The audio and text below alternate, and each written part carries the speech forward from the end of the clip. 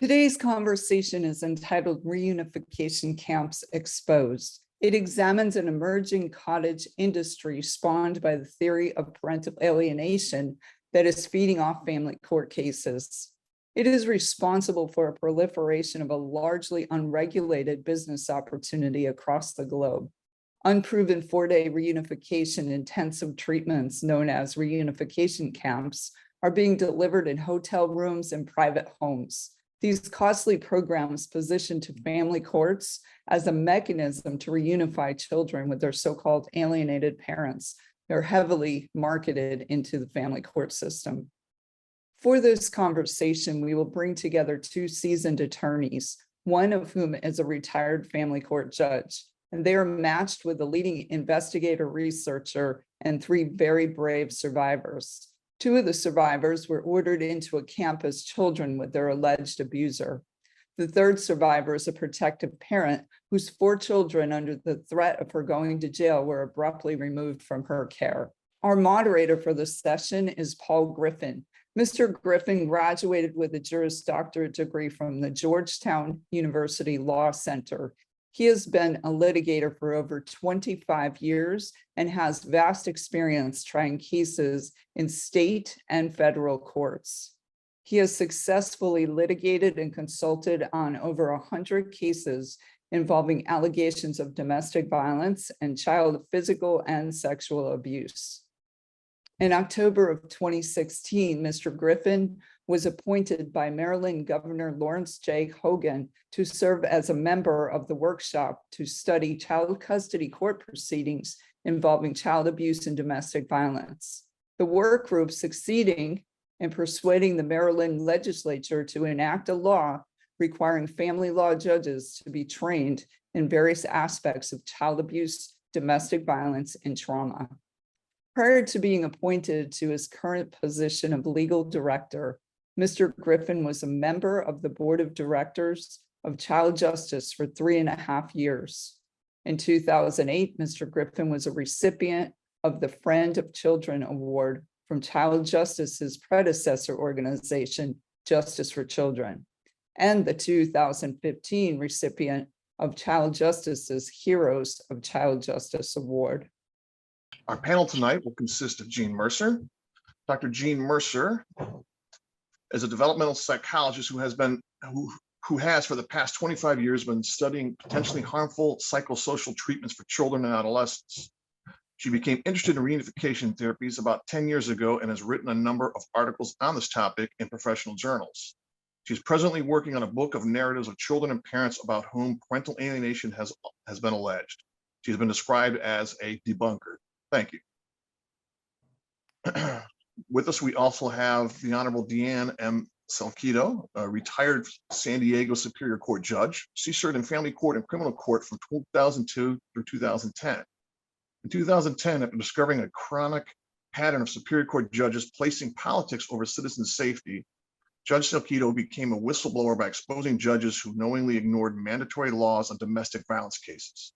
Soon thereafter, her workplace became a hostile work environment and the CJB filed disciplinary charges against her.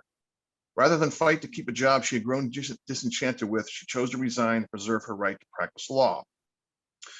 In 2012, she opened a boutique family law firm, Honorable Legal Services, which is primarily devoted to protective parent cases. The firm's motto is, quote, restoring honor to the courts and protecting families, end quote. She's now a tireless advocate for court reform. Exposing the court professionals who mistreat domestic violence victims and protective parents is her passion. Just hello. Real quickly, it's Salcido. I am so sorry. No my worries. apologies. My ex-husband. Okay. I should have checked that with you before. I apologize. Next, we have Sherry Jew, who is a protective parent whose 4 children have aged out of the court system. Sherry can speak about domestic violence, court abuse, and reunification programs based on her 10+ year saga, culminating in intense court intervention and national recognition of the case's injustices. Featured in a 2017 article by the Washington Post, spotlighting the ordered placement of her children into reunification program, which was under the threat of her being sent to jail. Sherry offers insights based on her own experience, as well as notes from her children regarding how the abuse and subsequent court-corrected exploitation affected their lives. And next we have Brooke Sherrill, or is it Cheryl? Cheryl. Cheryl, thank you, Brooke, is an 18-year-old who attended Turning Point for Families in July of 2019. When she was 14 and her sister 11, under the impression they were going to the courthouse to tell the judge where they wanted to live, they instead were taken to Turning Point. Instead, the girls were surrounded and taken away from their mother. They were not even allowed to say goodbye or have any of their personal items. They were separated from her mother for extended time periods, and she appreciates being able to have a relationship with her mother again. And we also have Allie Cable. Allie is the founder of CJE Youth Speak, a youth advocacy initiative at the Center for Judicial Excellence, and a third-year undergraduate student at New York University studying neuroscience on the pre-med track. She started advocating against family court corruption after her experience with the forced reunification camp, Family Bridges. Allie is dedicated to working with other survivors, educating the public about the horrors of forced reunification through social media platforms, and advocating for legislative change to address the systemic problems in family court. And Allie, I guess we can start with you. Why don't you tell us about your experience? What happened? What was your, for lack of a better term, introduction to a reunification camp? Sure, yes. So my parents divorced when I was in third grade. And soon after that, my father became emotionally, physically, and sexually abusive. He took out his anger toward our mom on my younger sister and I. And for many years, I was terrified of getting my father in trouble with the court. And so I stayed silent. But when I finally spoke up, I was dismissed. My allegations of abuse were dismissed by the court. And the court told me I was lying about my abuse and refused to investigate. So a few years later, my sister and I got tired of waiting for people to protect us, and we reported to the police. My sister and I refused to live with our abuser, and we were punished by being sent to a forced reunification camp, Family Bridges. In May of 2018, my sister and I were kidnapped by hired transport agents from a courthouse in Kansas, separated and transported to a remote city in Montana, where we were held captive in a hotel and threatened into a relationship with our abusive father. During transport and while we were at the camp, my sister and I were treated like criminals. We weren't allowed to know where we were going or what would happen to us, and we weren't even allowed to shut the bathroom door. While at the 4-day-long camp, my sister and I were threatened with being separated and sent to wilderness camps, psychiatric facilities, and foster care until we finally complied with the program out of fear. And after the camp, there was a 90-day no contact order with our mom and anyone she knew that was put in place really as a safeguard to make sure that we didn't deviate from the narrative that our abuser had carefully crafted. And so this meant that our father was able to continue abusing us without fear that my sister or I would speak up about it. And really, my sister and I had to say and do anything to just survive. And even though we followed all of the rules, it was 7 months before we were able to even speak to our mom again. So I share my story today through my platform on CJE Youth Speak and on panels such as this one so that nobody else has to experience this. Oh, I'm sorry, that's awful to hear. Thank you for coming tonight. You are, and our other panelists are very brave to share this with us. Brooke, would you like to share your experience as well, please? Yeah, sure. So my sister and I attended Turning Point for Families in New York when I was 14 and my sister was 11. My parents divorced when I was in the end of 5th grade, and in the years following and prior, I had a very strained relationship with my father due to multiple degrees of abuse, and so did my sister. When we were going through things in the family court, much of my story aligns with Allie's, we were taken, my sister and I, to the courthouse under the intentions. We were told we were speaking to the judge about where we would like to live in the judge's chambers. And when we got there, we kind of ran into a ring of my father and his family and lawyers. Our mom was held on the upper levels of the courthouse, and we were taken out, assisted out by my father and his family to his home. And then after that, we were transported by car from Texas to New York to attend Linda Gottlieb's Turning Point for Families.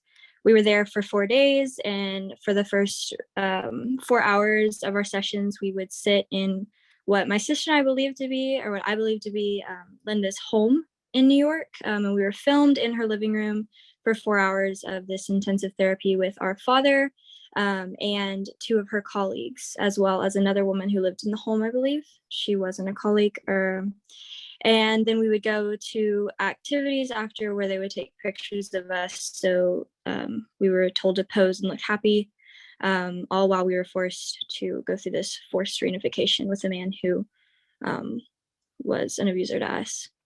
We were, after that, 90 days of no contact to our mom. In the years following, we were very limited on contact as well. Up until I was 17, we were highly limited. And you started at 14, is that correct? Yes. So for 3 years, you had limited contact with your mother. Yes, very limited. Sorry, that's terrible. And I assume you lived with your father during that time, is that correct? Yeah. Yes.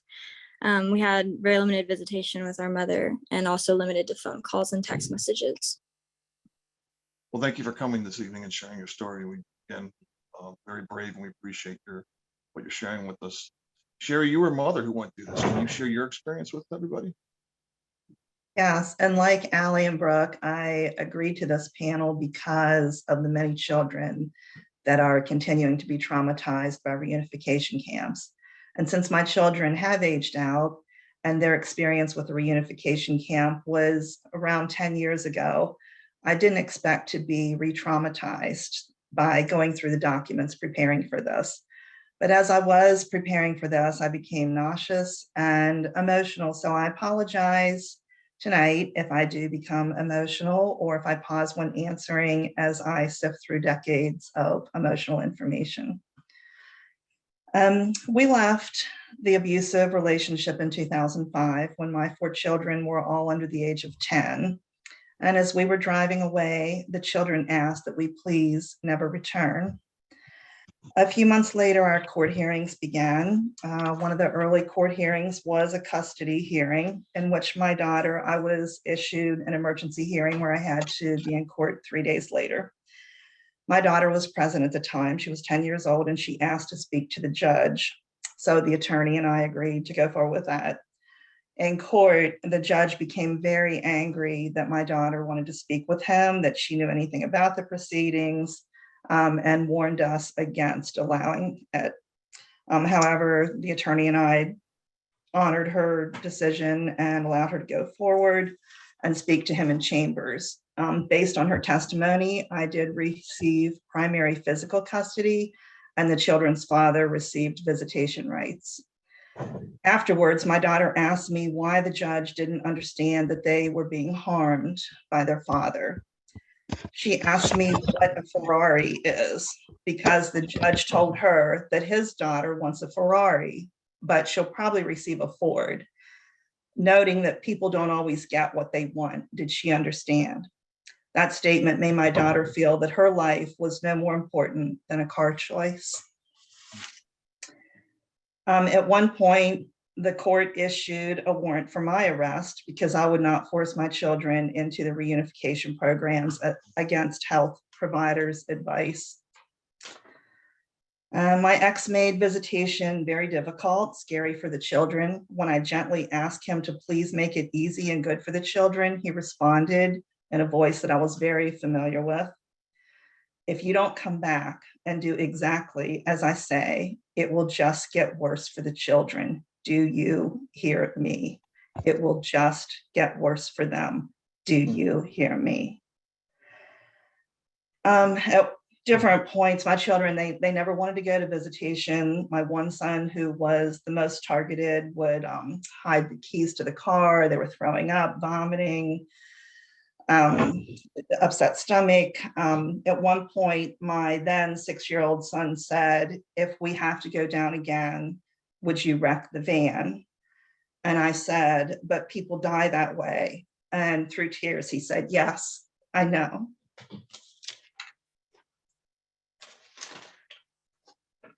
I'll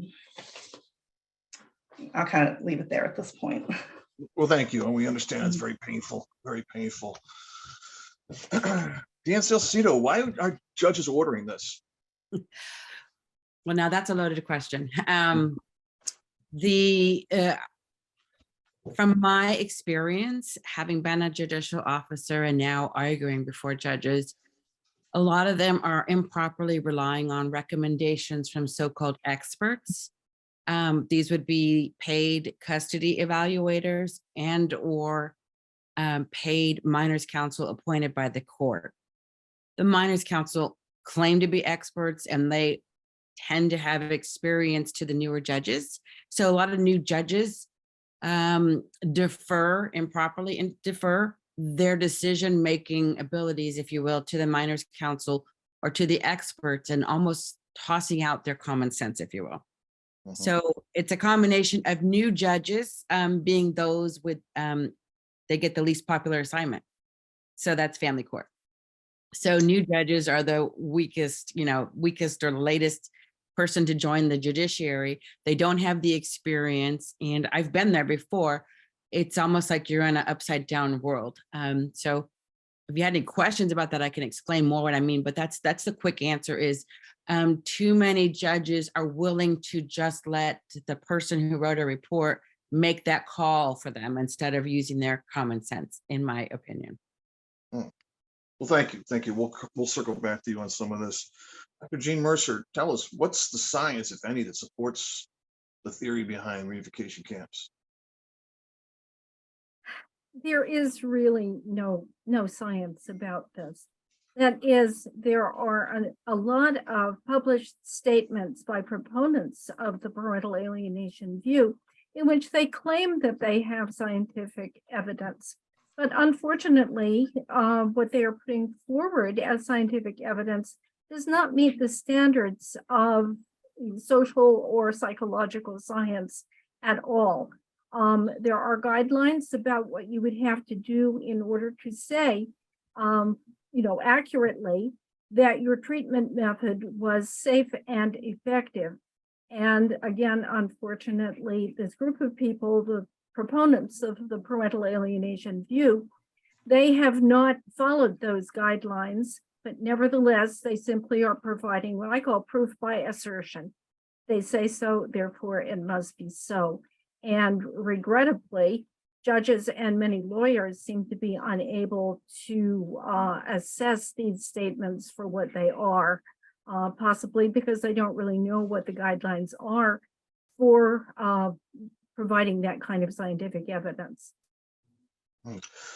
So I would take it that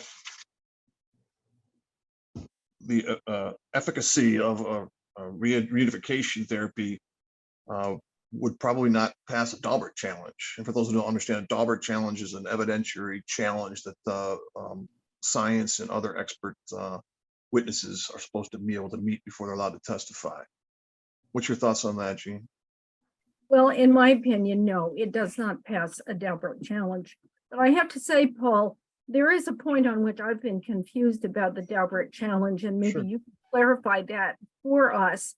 I had been under the impression that all of the 5 criteria stated by the Daubert decision had to be met in order for the challenge to be passed. Now I've been told that that's not the case, that it's possible for only 1 or 2 of those to be. They don't all have to be met, is a short answer. And some states have adopted as many as 10, like Maryland has 10 standards, and they're flexible. They're suggested for any given area. When you get, unfortunately, into social science, sometimes it's harder to establish, for instance, an error rate, if you will. So no, they don't have to be met. Having said that, I would think if they were failing 4 out of 5 or 8 or 9 out of 10, depending on where you're at, and actually failing them, it would be hard to make the case that these should be admitted. Often what you'll see is some of the tests, some of the standards will be non-applicable instead for a given field, for whatever it may be. Right. Well, I don't want to delve too deeply into that because I think we'll lose a lot of our audience, the non-lawyers. I'm sorry. Well, may I just say one more thing? Absolutely. Daubert challenge then. Something which is often stated as a reason why parental alienation should pass that challenge is that there are peer-reviewed journal articles that support it. Well, let me tell you, peer review and, $5 will get you a nice cup of coffee at Starbucks. Right. Every article which is published in a professional journal is peer reviewed, except for the ones that were invited by the editor. All my articles are peer reviewed. This is simply a process which is open to human error that has become customary for publication of scientific or other kinds of articles. So folks, don't be fooled by, is it peer reviewed? It's going to be peer reviewed, but that isn't going to be very much help. But again, unfortunately, lawyers and judges often do not know to ask questions about this. Well, let me throw this up to the panel at large. What's the rate of success that these organizations are claiming? Jean, do you want to take that, or Deanne? Either one. Well, do you want to, Deanne? I'll just go ahead. I mean, we were discussing recently, and I've had to review it recently, that they're claiming upwards of 90% or more success rate. And again, as Jean was saying, the success rate is just self-reported. They don't really cite for privacy reasons, they can't cite everybody, and it's just self-reported. It's on their website. So like Jean was saying, I said it, therefore it is. Right. Is that Jean? I think Allie can tell, and maybe Brooke too, can tell us. We're gonna go to them next. Sure, go ahead though. Did you have anything else you wanted to say on that, Jean? Just that when you're talking about material that has to be analyzed statistically, and yes, I don't want to lose everybody's attention by saying the word statistics, but in fact, there are rules about how you have to do that. And I would want to say very clearly that in the published material, which claims safety and efficacy for the reunification treatments, none of the right statistics have been done. Okay. They have taken a statistical approach which gives them the result that they want.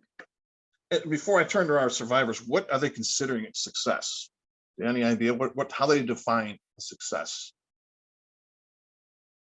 Again, it's that self-serving thing where I think you're going to get the details from our survivors, where they're under coercion being asked, like, how do you rate this class? Or didn't you learn something new about how you were brainwashed? And so it's coercive techniques being used to elicit positive reviews and then cited to contradict that person if he or she steps forward in court. So I want to applaud the survivors that we have. Some of them are speaking out, and to the extent we're able to then cite these survivors, if you will, in active court matters, it really helps make a difference to turn the tide against these coerced statements, when the person who's part of that can say, I had to do the same thing, but I did it under coercion.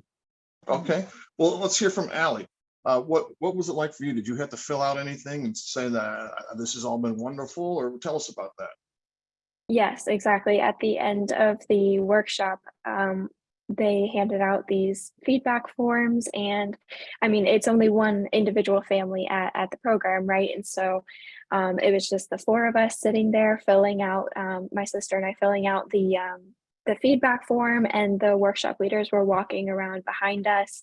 And I mean, it was definitely very much implied that if we did not fill that out in a certain positive way, then we would, I mean, they had threatened to send us to wilderness camps, psychiatric facilities, and foster care, and to extend the no contact order as well. And so all of those things were hanging over our heads as we were filling out those feedback forms. And, I mean, even beyond that, after my sister and I were able to leave the program, we were never, they never had us take ACEs exam, like surveys, anything like that, to kind of test how, like, if we were better after the program, anything like that. There was no evidence of us like getting better, I think.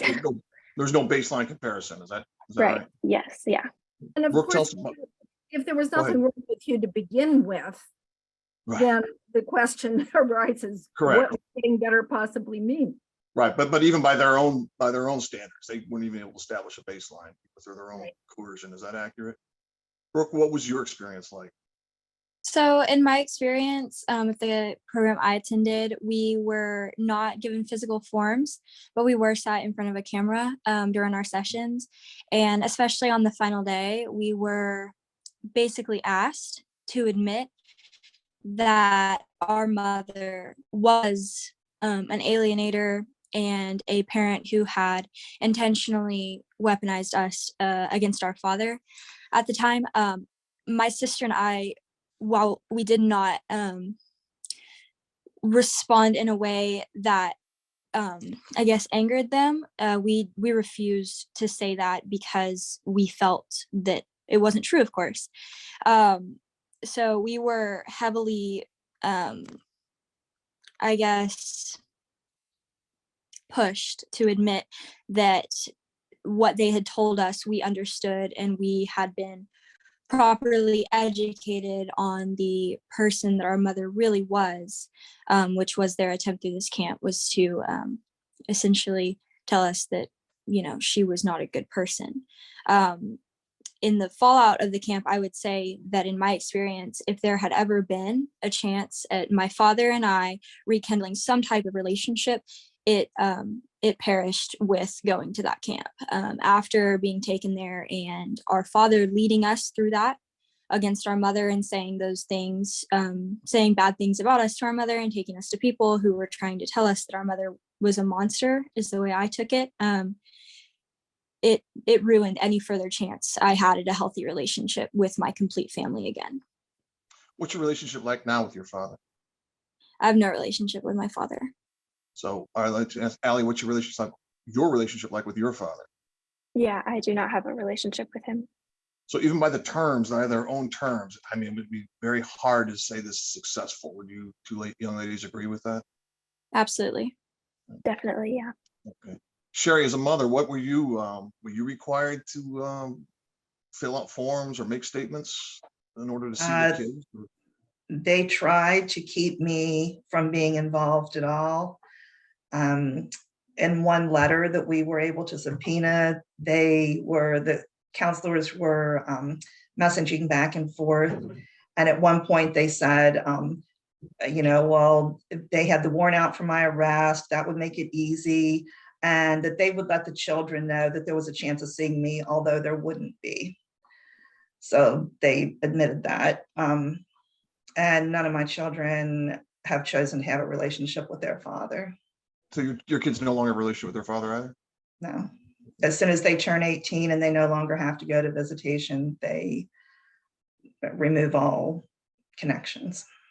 So I think it's safe to say any coercion is required to have a relationship. Once the threat of coercion is gone, your age out, you hit 18, the relationship just evaporates. Is that Yeah, your my experience? kids went through the same camp as Allie, and with very similar experience. They said they just did what they had to do in hopes that they would see me again. They were also told that I would be jailed if they did not cooperate. Deanne, are you hearing this in your cases? Are they threatening to jail your clients in these matters?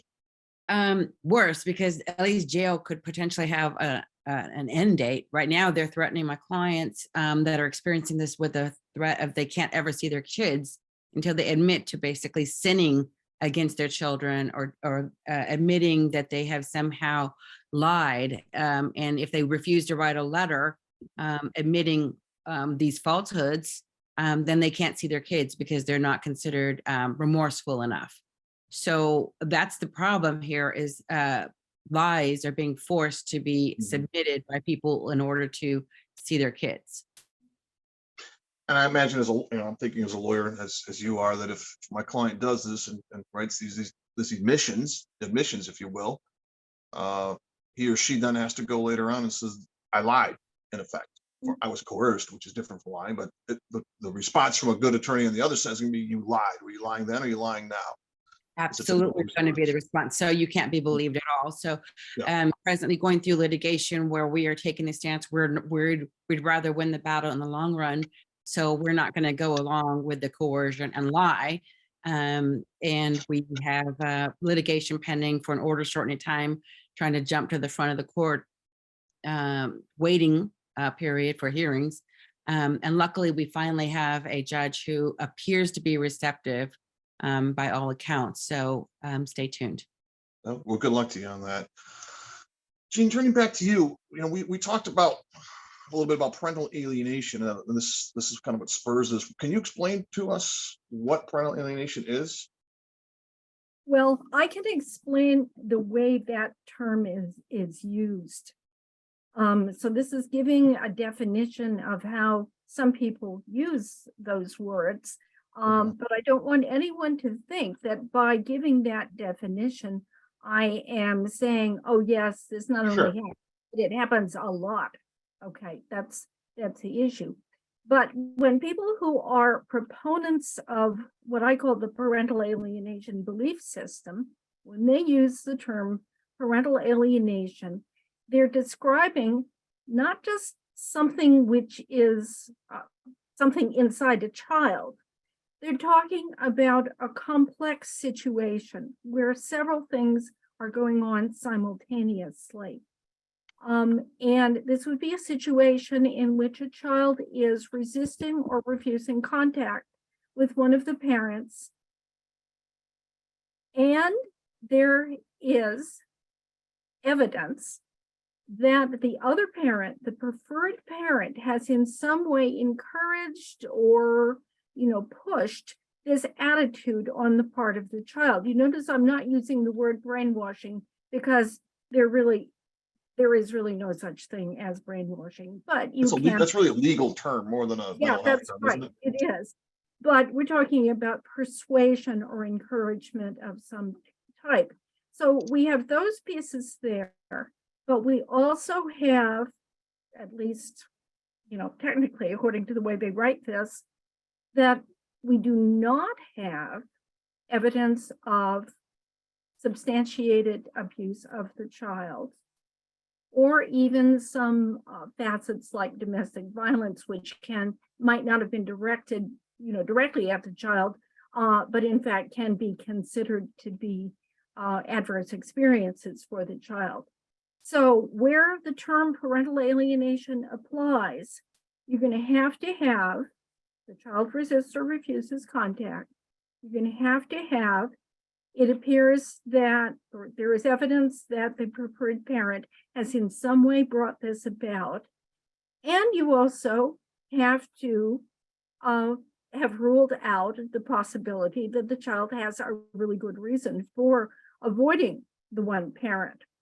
Unfortunately, in practice, it doesn't always work this way. Right. And I just want to point out that I am convinced that rarely, but sometimes, all of these things could be together, that there could be such a thing as parental alienation as defined by proponents of this system. The problem, to my mind, is that it is very frequently alleged to have occurred, and court orders are made on the basis of the idea that it has occurred, even though the evidence is not there.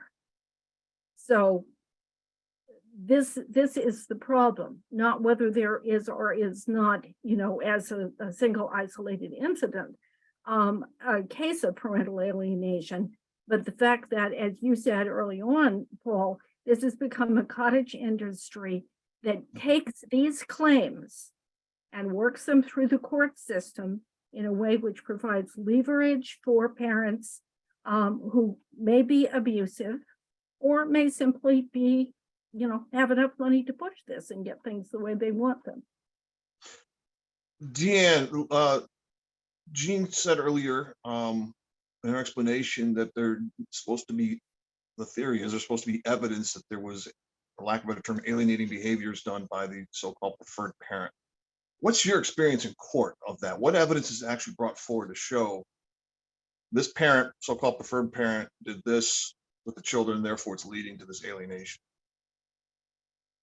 I wish I could tell you there was a universal standard. There should be quality evidence. Unfortunately, what I'm seeing time and time again is minors counsels giving summaries to the court, and they just allege alienation because they can't figure out any other reason. and this is especially true when CPS or CWS, depending on what they call it, in your jurisdiction, finds an allegation inconclusive, especially in sexual abuse cases. Which are very difficult to prove. Yes, but it makes it even more difficult. I recently took a deposition of the local CWS on a sexual abuse case. We even had a brother who had witnessed it on his sisters, but because the father refused to participate in the interviews, CWS made it an inconclusive situation. Inconclusive because they could not conclude the father had any sexual gratification from these acts. But otherwise, it was witnessed and confirmed, and everybody was agreeing that he was doing this, but they just couldn't confirm that what was observed was actually providing sexual gratification. So the system was set up in that situation to reward the non-participant in the CWS interview, which came out with inconclusive, which I wish I hadn't observed this, but just this past week, I had a judge say, even though I provided her page numbers of where the children made the statements that they had been abused, all she did was read the last page, and she admitted this in court where it said inconclusive. And then she yelled at me when I tried to redirect her to the pages cited in my client's declaration where the children's statements could be found, because I wasn't answering her question.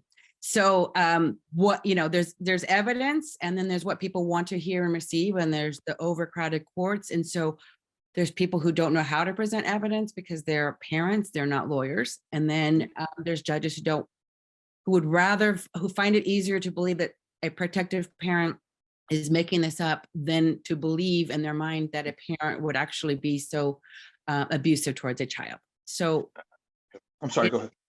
It's a mess. It's a wild, wild west when you go into the courtroom. I think you really nailed it there. And I'm on the panelist, but I have this experience as well. I think it's far easier for a judge to believe that the parent is lying, making up and coaching a child than it is to believe this other parent standing in front of this judge, him or her, is a sexual abuser, particularly in the area of sexual abuse, which we all know is extremely difficult to prove because there's only two people. If it happened, there's the victim and there's the abuser. There's seldom ever going to be physical evidence to support it. And you have the word of what could be a 5-year-old child, or even younger. Yeah. In my case, I have teenagers and they're still not being believed simply because not being believed. Yeah. No. And then the courts are not understanding that the people who are doing these acts are charming and they can be very manipulative. And that's how they get people to be in a intimate relationship with them and have children and stay in the relationship so long. But yet the courts refuse to understand that they're manipulating the judges and the experts and the minors counsel at the same rate that they manipulated the people who created a family with them. Allie and Brooke, and we're absolutely not asking you to go into any level of detail about any type of abuse, but was your issue with your father, with your respective fathers, was it based on abuse by them, or was it based on your mother telling you your father's a bad person, your father's this, your father's that? What was causing you to have a falling out, for lack of a better term, very lack of a better term, with your father? I'll start with you, Allie. Yes, it was definitely abuse. And yeah, I don't know what else to say there. I mean, my father, was emotionally, physically, and sexually abusive. And, he would tell us, he would tell my sister and I that our mom didn't love us, that she moved away and lived with our stepfather because she didn't want anything to do with us anymore. And of course, the physical and sexual abuse was also very, very traumatizing to us. And so, that's exactly why we didn't want to live with him. Yeah, man, I'm sorry, that's awful. But it sounds though, talk about alienating behaviors, it sounds like your father was engaging in alienating behaviors. And your mother presumably was not sharing that type of discussion with you. Right, exactly. Brooke, what was your experience? And again, we're not asking for any measure or level of detail of right, yeah, no, mine was absolutely because of abuse. The physical parts, we have police were involved and there was reports existing of, but it was pretty well disregarded because that stuff is hard to always track and prove severity and whatever else. So, yeah. Sherry, what evidence do they ever have of you actually engaging in so-called alienating behavior with your kids? What do they bring in a videotape? They bring in a witnesses said, I saw her say this about Dad? They never provided 1 ounce of evidence. We had evidence of the abuse that they dismissed, but never did they bring evidence of parental alienation. So it sounds like with the 3 of you, it was presumed, but never shown. No evidence was actually put forward. Oh, can I give an Absolutely. example of something related here? I was having this discussion with a proponent of parental alienation during the pandemic.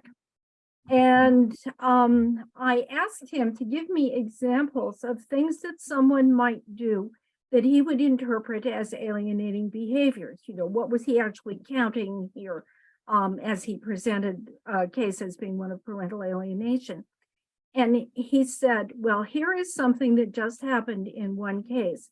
Now, this must have been maybe, I don't know, September 2020, you know, before vaccines and so on. And he said, a mother said to her 14-year-old son, you may go and visit your father if you want to, but when you come back, you will have to quarantine for 2 weeks.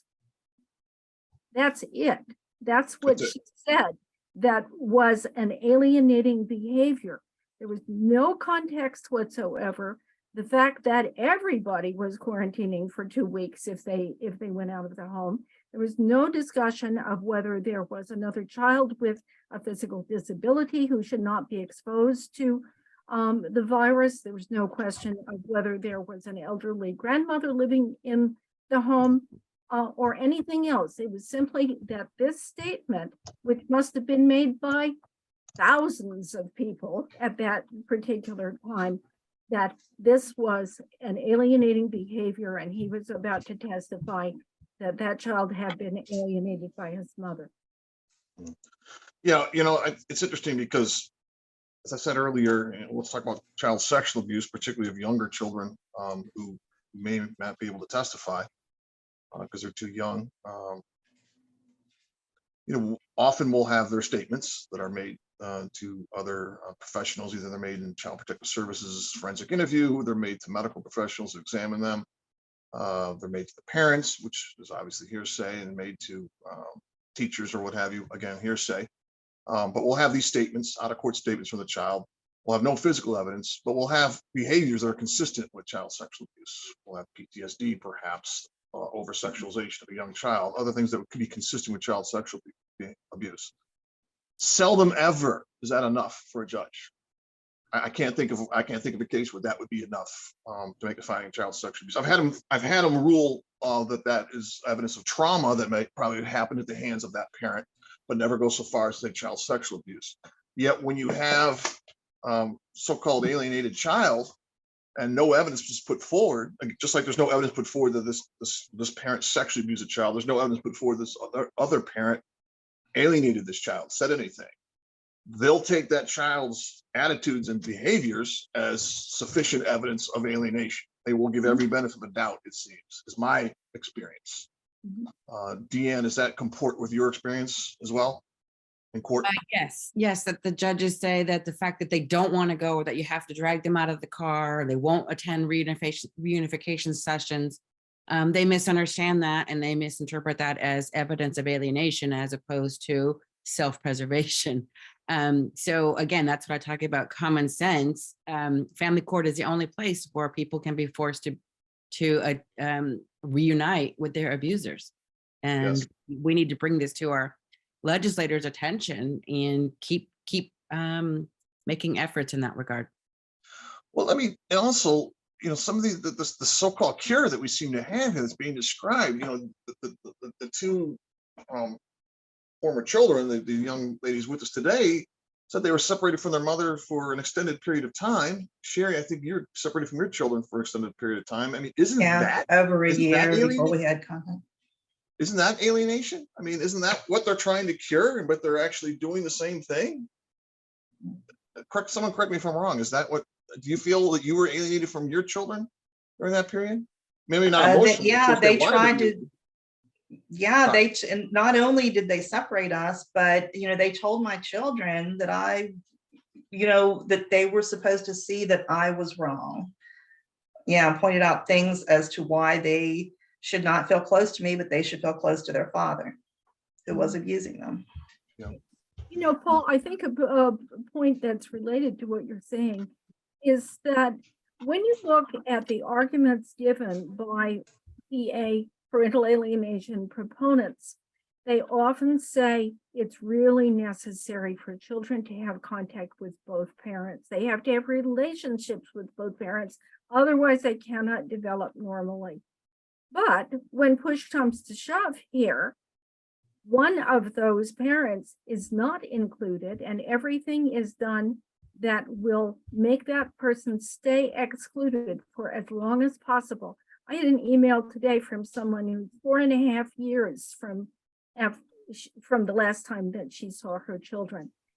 And I'm sure Allie and Brooke can both say that when they were asked to say, was this treatment okay? They weren't asked, how about your relationship with your mother? Is that good now? Because we want you to have good relationships with both parents. But what it comes down to is no, there's only one parent who counts in this. And the preferred parent is in fact to be excluded, punished, sanctioned in any way until she or sometimes he just goes away. So it's really a case of the pot calling the kettle black here, it seems.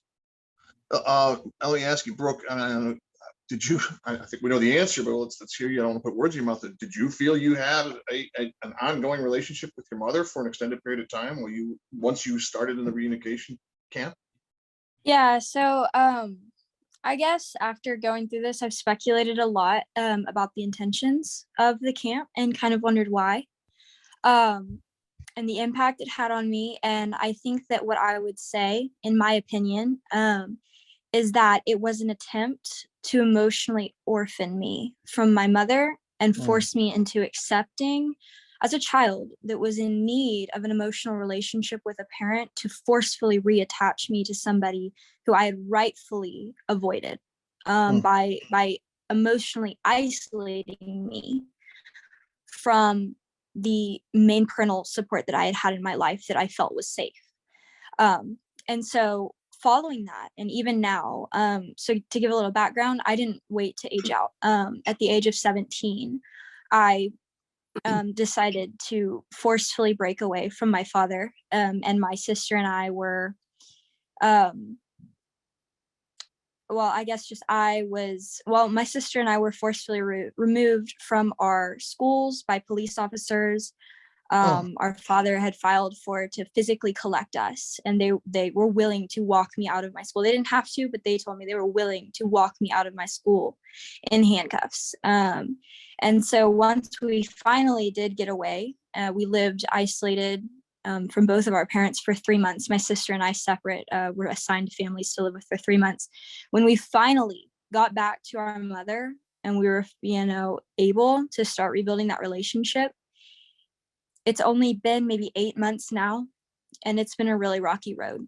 As much as I hate to admit it, I didn't know my mother. From the time I was 14 to 17 and my major developmental years as a teenager, I did not know my mother. The time I was allotted was absolutely not enough for me to know my mother and my mother to know me, and for us to have any sort of a relationship, and that was taken from me. And now we are trying to rebuild what we lost and know each other again and have a sound relationship like we did before. But it was absolutely taken from me, and it was absolutely with the intention of forcing a relationship back. There was no intention, in my opinion, of having this camp setting me up to have a relationship with both of my parents. Would it be accurate to say that you are still suffering from the effects of trauma? Yes, I believe that that's an accurate statement. Yeah, I'm sorry, that's awful. Let's ask you, Allie, emotionally orphaned, do you think that applied to you, that they were trying to orphan you? Yes, I believe that they were desperately trying to. My sister and I think we're lucky enough to kind of realize early on that this whole program that they had was very hypocritical, and them saying, I mean, they tried to tell us that our mom was abusive. They had us say that our mom was abusive. And I think seeing how they were trying to alienate us from our mom when they said that our mom had alienated us from our father. That kind of opened my eyes to how illogical it was. And so my sister and I really just had to, do and say anything to survive. And that's what we did, but we never really took their education to heart. And so we were able to, I guess, quickly rebuild our relationship with our mom once we were able to see her again 7 months later. And but they definitely were. It was not their intention to have us have a good relationship with both of our parents. I really think that these programs are designed to threaten kids into compliance so that the abusive parent who bought and paid for this camp is able to have custody of the kids. I think that's called epistemic injustice, where you are, or lack of epistemic truth, where you are being denied your own agency. You know what is true. You know what's happening. You know what hasn't happened to you, and you're being told that you have to believe this and say this, that that is an absolute lie. Do you think, and that is traumatic to anybody at any age? You were a child at the time. You are 20 now, I believe. Is that correct? Yes, it is. And you've had a couple of years to hopefully to rebuild with your mother. Is that also correct? Yes. Do you still feel, though, after all this time, it's not that much time, but do you feel that you're still suffering from any level of trauma? Absolutely. Yeah, I still have a lot of the symptoms of PTSD. I have nightmares, I have anxiety attacks. It's certain things. I don't think I could ever go back to Kansas or even Montana where we were taken. And not only that, but there's, I think, a lot of institutional betrayal trauma and even self-betrayal trauma, because they forced us to say, oh yes, my abuser cares about me, like he is a really good father and everything like that. And like you have to say that to yourself and out loud every day. And it kind of, you are putting your own self in harm's way, which I think has kind of led to me not even like trusting my own instincts. So these camps definitely have long lasting psychological effects. I have to ask both of you at this point. I mean, the so-called the system, using the scare quotes there. I mean, do you have faith in the system after going through it like this, and the system ordering you through this process? Start with you, Brooke. Unfortunately, no. It's kind of a deep question, I know, and if you don't feel comfortable answering, that's fine. It's a deep question, but I definitely have an answer. No, I feel like I was a child, and at every turn when I cried out and was willing to speak and willing to beg somebody to help me, I was tossed into what I feel are malicious hands. And it was my weakness as a child was used against me. The system that's designed to protect people who are at the hands of abusers failed. My teachers failed, my community, I feel like, failed, the system itself, the justice system failed. And that's really unfortunate to feel that way. But after what I saw as a child being in that desperate state, I can't say that I do. I work in the area, I've done some work in the area of trafficking, and we have found that a lot of the kids who are trafficked came from similar backgrounds as yours, where the system really let them down. And that's one of the reasons why they don't trust the system to help them, even when they get rescued from this. They often run away because the system has let them down. And I'm hoping that we don't have that problem writ large out there. But from hearing you all testify, I mean, or talk today, I mean, it's pretty clear that this is what the court system is unfortunately doing. Not intentionally, of course, but it's what it's doing under its power and the family courts. Allie, do you have faith in the system after all of this? No, I don't. Every time they had the opportunity to help me, guardian ad litems, court appointed therapists, our case manager, they protected my abuser instead of me and my sister. So I don't have any faith in the system. Yeah, that's understandable. And I'm sorry to hear that, and I can't blame you at all.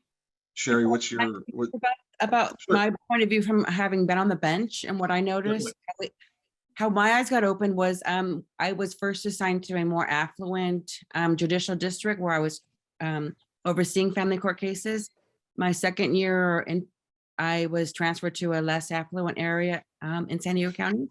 And suddenly the people that I was seeing, if they didn't have money that a psychologist or a minors counsel or somebody could use to get paid for, they were somehow able to resolve their cases just using the regular court system.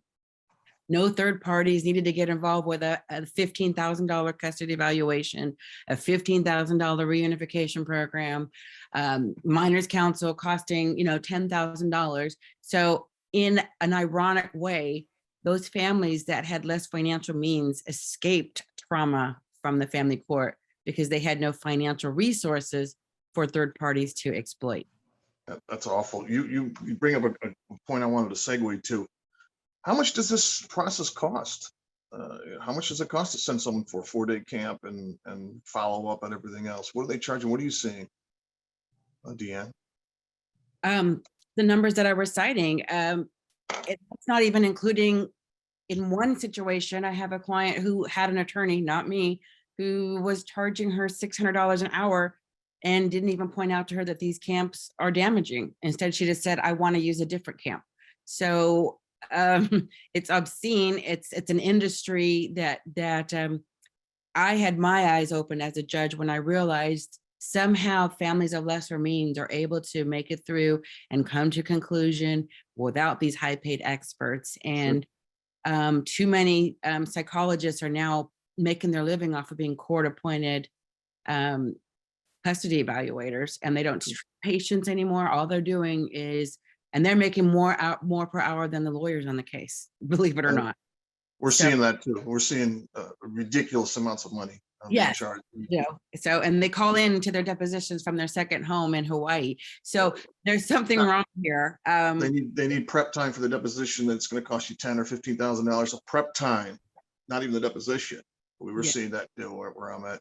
Sherry, what was your experience? I mean, who paid for your children's camp? My ex and his family actually paid for the camp. That was 10 years ago. And again, I had no funds. I had exhausted all of my funds at that point, hundreds of thousands of dollars. Anything I got from the sale of the house was spent on the court case. And not only do I mistrust the system along with my children because of our personal experience, but I also mistrust the system because of what I'm seeing from the bar associations and from the lawyers and the judges who we are trying to push through legislation that will require more domestic violence training for judges, for lawyers, for guardian ad litems. And the bar associations are pushing against it. And I actually have an article here from the Pennsylvania Lawyer, September, October issue, in which a family lawyer writes an article stating the symptoms of parental alienation, even though the psychology board doesn't acknowledge parental alienation. She's writing the symptoms for it. And she's telling, other lawyers, other family lawyers, be aware if somebody comes into your office, this could mean parental alienation. And one of them is the child refuses to go with a non-preferred parent. Another one is the preferred parent is asking you at what age the child can choose the schedule. Another one is they're asking to speak to the judge. They're reporting lawyers and judges, mental health professionals to disciplinary boards. And the last two, or the last one is making children and youth services reports.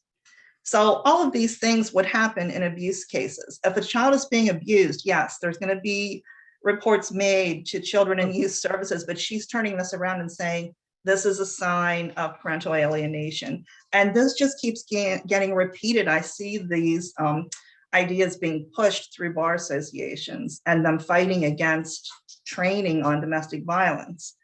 And it just blows your mind that they wouldn't want to maybe reduce their docket level by having better training in domestic violence, so that they, weren't overwhelmed with these repeat hearings in these cases, and not to mention saving children's lives. Yeah, we thankfully in Maryland, just the last session that ended in early 2022, the legislature did pass a judicial training bill, which comes into effect, I think, in 2024,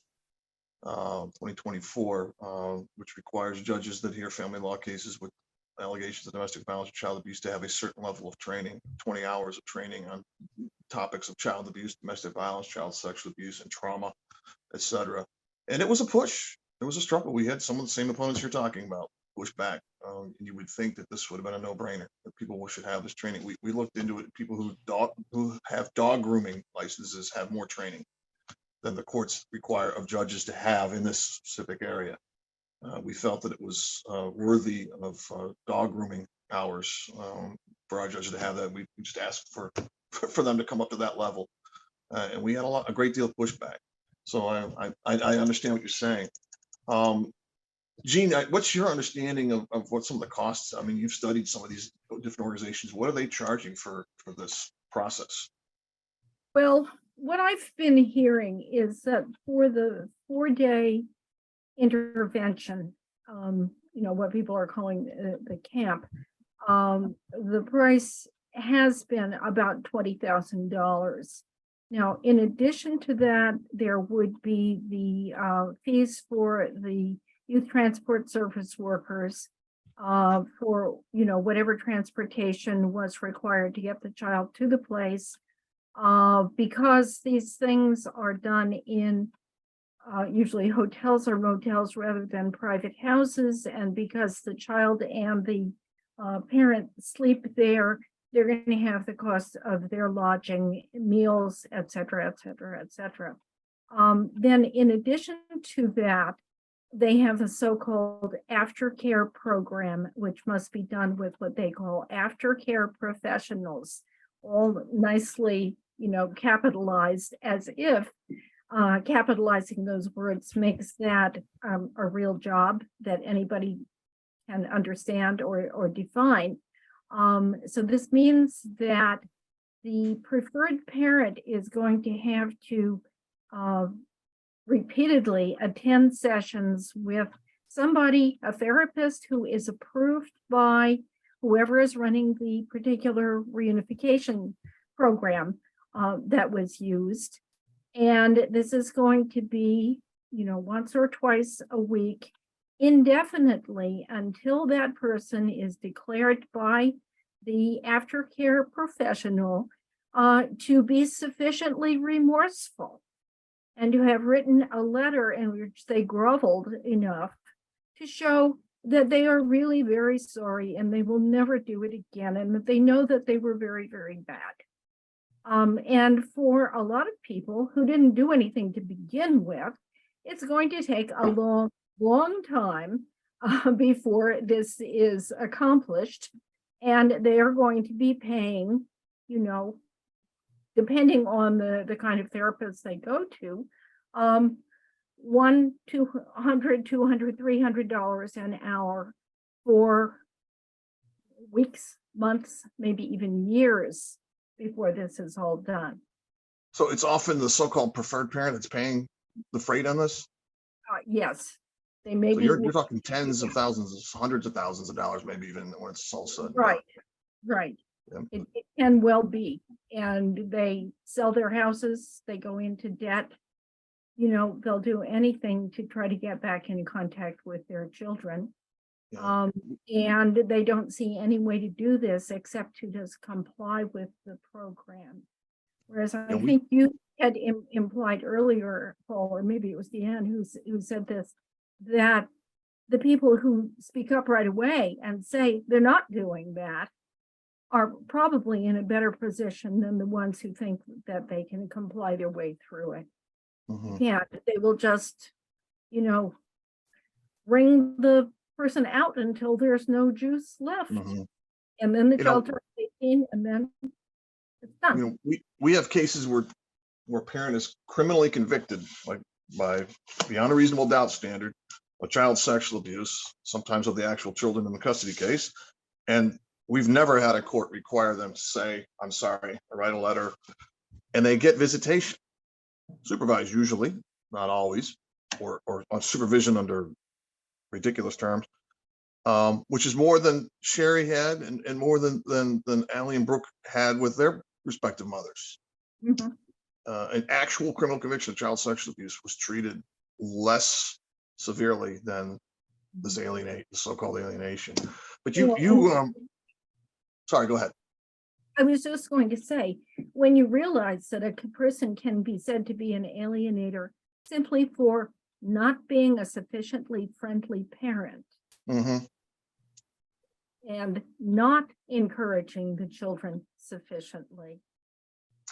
Nevertheless, the outcome, as you say. Exactly, particularly when you don't put up any evidence of any alienating, so-called alienating behaviors. You talked about the transporters. We had a recent incident with one. I don't know if it's been shared with everybody who's attending, but do you want to tell us what that was about? Jean, was that you who had a tape sent to you, a video sent to you? Well, I think maybe we all received this video about the Lang children, Maya and Yes. Sebastian. Yes, Okay. it's horrible. It shows what the trauma that these two panelists here experienced and Sherry's kids experienced when transporters show up. These are strangers. Not to say they're not using kid gloves is a mild understatement or drastic understatement. Who show up and manhandle these kids and pull them away from their parent to go off to the place they don't even know where they're going to. I mean, it's traumatic. I would urge everyone who hasn't seen it to see the recent tape. Right. Video. 20 years now, people have been wringing their hands about youth transport service workers. Yeah. No, it was violent. It was absolutely violent. Well, why don't we take a look at some of the, I think we have some questions here that I'll see that our audience has asked. Let's see if I can go. We have a question here. How do protective parents protect themselves and their children when it's a standard practice for abusers to refuse CPS interviews and not participate in the investigation process? Deanne, what's your thoughts on that? How do they protect their children if the other parent won't participate? Yep. Well, I recently had to do that with a trial where the father was using the results of the investigation to claim this proved that he was innocent. So we actually did a deposition, which would be helpful in all of California to show that it's not an equivalent of exoneration, and the whole sexual gratification element was missing because he wouldn't be interviewed. And so in the trial ruling, the judge cited that fact that this was not an exoneration. And also we did have in that case, which we had the deposition of a forensic who does these sexual abuse evaluations for the court. And he says they're useless in family court. Because unless someone is going to admit they have abused a child, these are tools that are used primarily for prison population where we know that they've already either admitted or been convicted. And so you're using these psychological evaluations to determine what their triggers are, what they need to know when they get released for protection later. But using these psychological evaluations, psychosexual evaluations as they're in family court is a waste of time and money. And we need to educate more judges on that because they come out mostly inconclusive, or they clear somebody and that they should not be cleared because you can easily pass those tests. They're for treatment. My understanding, they're for treatment, not for diagnosis. Isn't that correct? Exactly. You have to have a willing participant who will more or less come clean on it, who wants to be treated. Right. The Fifth Amendment, all that stuff, mandated reporters, but judges don't even know what they're ordering. When they're ordering these people to participate, it just sounds like I'm taking it seriously. I'm going to order it. But so people need to educate themselves so they can educate the judge on what that test is not. I also, with answer the question about the CPS issue, we just filed in a case a motion to the court that there could be no what's called preclusive effect of a CPS finding. It was in this case it was preclusive effect, ruling out father's abuse. The mother was not a party to that. It's not a case. It's not a lawsuit. She's not a party to it. There's no res judicata, collateral estoppel. The court should give it no further evidence of no greater effect than any other piece of evidence, and then has to go through all the rules of evidence, hearsay, everything else. They have to bring a witness to testify instead of just putting a report into the record. And we had great effect of that. The other side kind of backed away from it and agreed, no, there's no conclusive effect. So I would recommend taking that tact, that you file something with the court saying, presumably it's the same in other states, I don't know, but in Maryland at least, there's no conclusive effect. So that's one way to deal with that issue. Let's see some of the other questions we have here. But I just have one more Please comment. go ahead. That one, people need to recognize that most attorneys do not have the faintest idea how to approach this issue.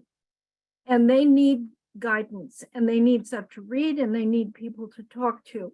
And there are a number of us out here, psychologists and other professionals, who are willing to do that and to work with lawyers to create a strategy for getting around what they know are going to be the allegations. But, you know, just because a lawyer says he or she knows all about it, I'm sorry, they often don't. I would 100% agree with what Jean Mercer just said. So you need to be, as a litigant, you need to be interviewing your lawyers and asking how many, not trials they've won, but how many cases they've handled with these dynamics. Right. And who is their, go-to expert, and then find out what that expert says on this topic. And it's unfortunate you just can't put this issue in your lawyer's hand and just blindly trust. Right. Oh, that's for sure. You need, unfortunately, most lawyers in the family law area are generalists, and they're fine at what they do. But in a case like this, it's kind of like using your general practitioner doctor when you've got a tumor, or brain surgery or heart surgery. You would go to a specialist. You need to find and sometimes they're hard to find. I'm not going to say it's that easy, but it's very, you need to be picky about your lawyers, to the extent you're able, to the extent you have them. I had a question about children testifying or talking in chambers. Someone asked specifically in Maryland, what the age cutoff, and I don't know what it is in other states, assuming it's like Maryland, but there's no cutoff. It's up to the judge's complete discretion whether he or she will talk to child in chambers. There's no cutoff. So if a judge doesn't want to speak in chambers, then that's the judge's prerogative. However, you're still, generally speaking, allowed to call your child. You will get great pushback. If your child is what's called the tender years, there's no cutoff for that. That's usually about 5 or younger.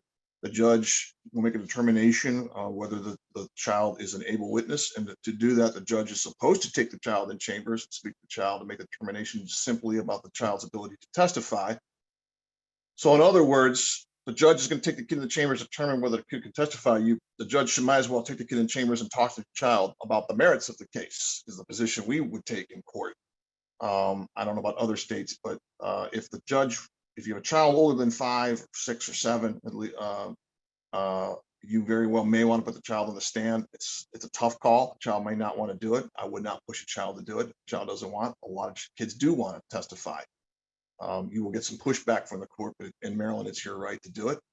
But you need to consider whether it's worth the pushback you're going to get.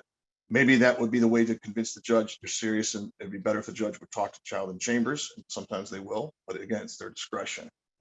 Another question we had is, Sherry, were you able to give a cite on the article that you cited to? Why don't you tell us what exactly where it was from, Sherry, and we'll see if we can get it posted on the website.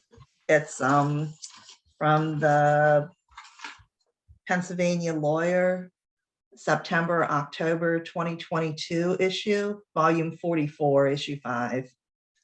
And it's called the Pennsylvania Lawyer magazine. Okay, thank you. It's the bar magazine for Pennsylvania. One of the questions is, at what age, what happens when children turn 18? When they turn 18, the short answer is the court no longer has jurisdiction over them. Case is over. They age out, as some of the girls here, some of the panelists here, or their kids happen here. So once they hit 18, it's game over one way or the other. No, a longer answer is that there have been cases in which the parent who thought he or she was alienated has applied for guardianship of that child and has had them declared incompetent. Even though the child was a high school or college student doing very well or working a job, none of the things that we would think of as making an incompetent person, but this can be done. And if that happens, then that parent can continue to control the situation.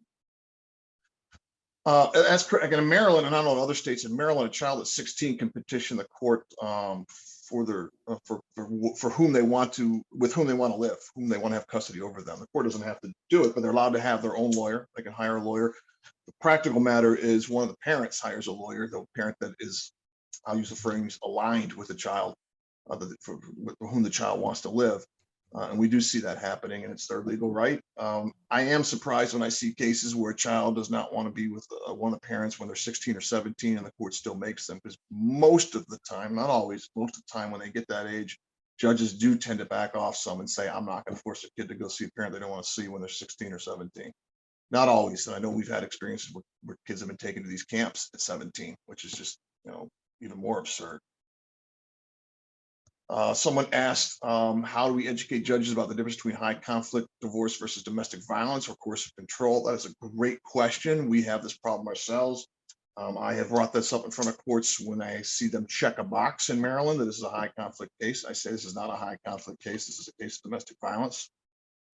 Usually met with more or less a blank stare, but I do think it's important for your lawyer to bring that up in the process, and certainly no later than opening statement at a merits trial, if not sooner, at one of the earlier procedural hearings along the way. I'm going through some of these. Also, I just put in a declaration recently, the whole DARVO research. Yes, please tell us what that is. The deny, attack, reverse victimization tactic used by abusers to point the finger at the protective parent. And so I just attached some articles recently, asked the court to take judicial notice. I don't know that they will, but they're going to be hard pressed to now say that they haven't heard of this phenomenon where abusers point the finger back at the protective parent to basically cause a distraction from the child's statements. I would love to see that motion. It's in Riverside County. I'll have to get my client's consent and send a redacted version, but yes, sure. I can say what we've done. That'd be great. Thank you. I appreciate it. Someone asked if reunification therapy always leads to reunification camps. My answer to that is no. I think I'll turn over to Jean, let her expand on that. Right. No, you're absolutely right. The so-called camps or, intensive reunification treatments are only one aspect of this. Most kids who are ordered to participate in reunification therapy are going to be sent to, outpatient therapy. They're not going to go somewhere for this. They're going to have an hour a week or something with a person who advertises themselves as reunification therapist. Now, in fact, very little is known about that kind of treatment. What the therapist actually does in these circumstances presumably depends on what their training is and what their goals may be. So every case of reunification therapy is not exactly the same thing going on, because there's probably many different kinds of treatments being given by these, office-based therapists. We really have no idea whether it is effective by any measure, and nobody has really tried to show that. The focus has been entirely on the real lucrative parts of this industry, which is the intensive 4-day treatments plus their aftercare. Yeah.